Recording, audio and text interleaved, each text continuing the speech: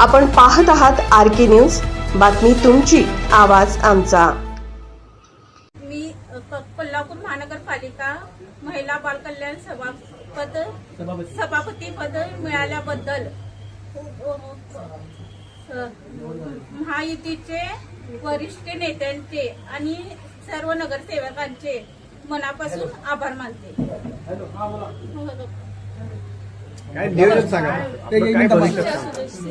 महिला सक्षमीकरण, बालकांचे आरोग्य, पोषण आणि शिक्षण यावर भर देऊन त्यांचे विविध उपक्रम राबवित सर्व सामान्य महिलांचे समस्या सोडवण्याचे कार्य करेल।